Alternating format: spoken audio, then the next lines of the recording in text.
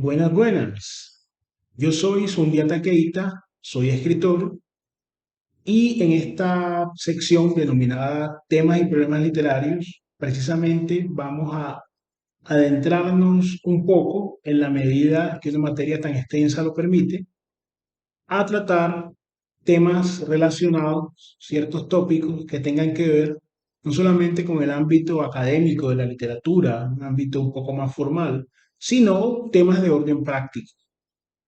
En ese orden de ideas, uno de los primeros temas sugeridos por personas que me alentaron a generar este espacio, por lo menos a nivel virtual, a nivel de creación de contenido,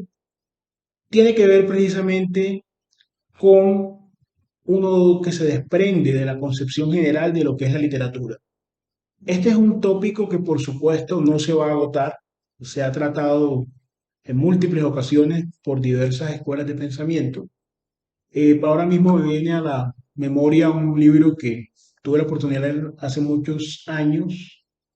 una introducción a la teoría literaria de un autor, Terry Eagleton, donde él comienza a dar una serie de definiciones de lo que es la literatura, pasando por una gran cantidad de escuelas, al final sin concretar una definición, aunque siendo un poco justo con el autor, realmente es bastante complicado y es un buen ejercicio el hacer un muestrario teórico de las diferentes concepciones de la literatura y de los diferentes trabajos. En este orden de ideas, como les decía, una de las personas que me animó a generar este contenido virtual digital comentó uno de los asuntos que hemos venido tratando en algunas sesiones, en algunas tertulias, que tiene que ver con lo que yo he denominado eh, realmente democratización de la literatura, ¿cierto? Es un tema que realmente se ha venido tratando desde distintas aristas. Muchos han querido impulsarlo de una manera un poco peyorativa, el término. No se trata acá en este espacio de hacerlo, pero sin duda la función del problema en cuestión tiene que ver un poco realmente con la aptitud frente a la capacidad literaria, ¿cierto? Aptitud, algunos lo llaman talento, aunque el tema del talento es evidentemente muy subjetivo, es una categoría que por lo menos el suscrito considera que no es realmente sólida en función a que el talento como noción social y con percepción extendida tendría que ver con una serie de facilidades para, en este caso concreto de la literatura, generar unos textos de calidad. Sin embargo, cuando se habla de aptitudes, nos acercamos a algo más medible, algo más verificable, por lo menos en el caso de la literatura,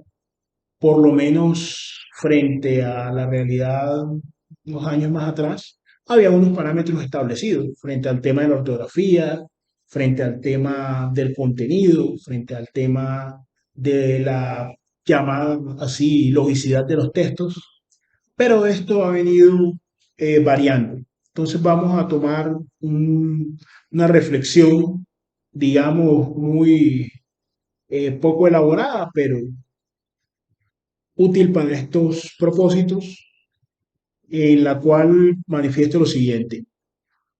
La ilusión de una indómita literatura de pura acción, sentimiento y que conlleva una destrucción de la hegemonía académica por parte de una cultura panartística y emancipadora denota no solamente candidez, sino también un profundo desconocimiento de las dinámicas propias del desarrollo integral en el campo de las letras, que requiere de un canon y de unas formas de creación y reproducción más o menos determinadas y determinantes. En este orden de ideas nos encontramos con que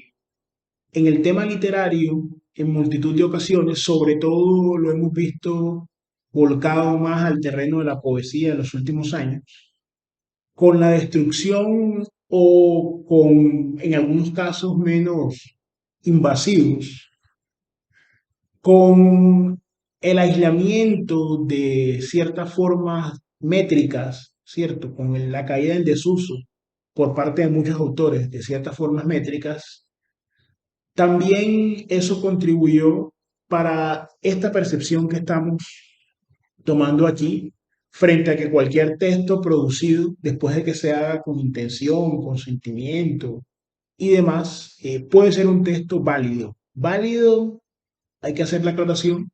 en los términos literarios, es decir, válido desde el punto de vista de la aptitud, ¿cierto? No válido desde el punto de vista de lo genuino, de lo sincero, que sin duda un texto escrito eh, sin pretender ser un copy-paste de otros textos, evidentemente es un texto auténtico. Lo que habría que entrar a examinar es si ese elemento genuino del texto per se lo convierte en un texto literario. Y en la poesía eso logra verse mucho en textos en verso libre, en los cuales evidentemente, si bien no puede acusarse a los autores de un intento de plagio, de ninguna, digamos, otras eh, obras anteriores realmente emblemáticas de poemas, pues por muchos conocidos. De todas formas, se configura por esta idea extendida del, digamos, el deseo y, digamos, el sentimiento como sustrato y razón suficiente para un texto literario, se configura que se ven muchos textos en los cuales realmente no habita la esencia de lo poético. Este término de la esencia de lo poético, una metáfora trillada, vamos a decirlo así abiertamente a carta blanca, de todas formas puede rastrearse y puede derivarse en otras construcciones que se puedan hacer del término, por lo menos en mi caso, lo poético conlleva ciertos elementos. Desde el punto de vista formal, conlleva una transmutación, conlleva una alquimia del lenguaje. Requiere un lenguaje determinado, un lenguaje determinante, desde el cual el poeta pueda expresar algunas realidades que no podría ser en términos evidentemente prosísticos o prosaicos, que es el despectivo. En este orden de ideas y conforme al texto que acabamos de leer, cuando se habla un tanto de una hegemonía académica, no debe entenderse en los términos evidentemente, o mejor dicho, rotundamente universitarios, o esa clase de claustro, por lo menos en mi experiencia, yo nunca he estado en un claustro específico para estudiar literatura. Yo soy abogado de profesión, he publicado 2 libros y tengo alguna que otra publicación en diferentes medios, tanto físicos y ahora virtuales, de algunos cuentos, poemas y demás. Entonces, cuando se habla realmente de una hegemonía académica, no se habla en el ámbito específico de la universidad, se habla de un canon que se ha ido construyendo con el tiempo, ¿cierto? Que puede determinar qué es poesía, porque finalmente, eh, si todo es poesía, si la simple expresión o la manifestación de un deseo, de un sentimiento, de una experiencia, que no le quita el elemento válido, pero si únicamente por esta clase de manifestación ya estamos alcanzando un nivel poético, sencillamente se diluye, porque el concepto no tiene unos elementos estructurales que lo diferencien de otros. Eso también sucede con la prosa, por supuesto, sucede con el cuento, sucede con la novela, pero digamos que en la poesía, por la extensión de la misma y por el lenguaje característico que debe tener, que no digo con esto que la prosa no exista prosa poética, que la hay y de muy buena factura, pero en la poesía es más fácil hacer esa clase de análisis cuando estamos frente a un texto. Evidentemente hay unas categorías metaliterarias que se incluyen aquí adrede en esta breve reflexión. Cuando se habla de lo panartístico, es lo que acabamos de comentar, o sea, que todo es realmente arte o en el espectro literario todo es literatura. O sea, más allá de la letra de molde, de la simple letra impresa, que puede ser tanto de un código como puede ser una revista de moda, como puede ser una receta de cocina. O sea, no todas esas cosas pueden ser literatura. De igual manera, El tema de la emancipación, que lo iremos desarrollando a lo largo de temas y problemas literarios. De alguna forma, la idea democrática en cuanto al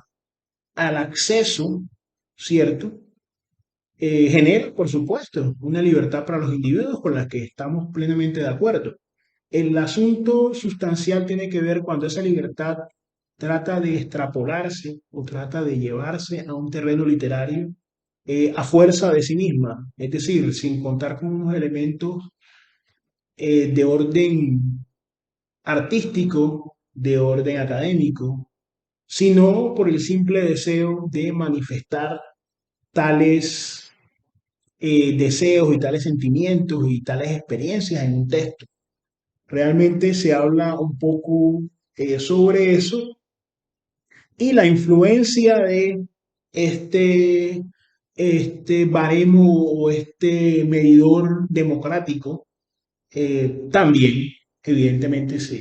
se nota en las producciones. Yo recuerdo hace muchos años, no, yo creo que ese poema no está publicado en YouTube ni creo que en ninguna red social, pero yo tuve la experiencia de verlo de primera mano en un recital ya hace 15 años, y ingresaba una persona y decía algo así como, hoy recogí unas monedas, me subí en el bus,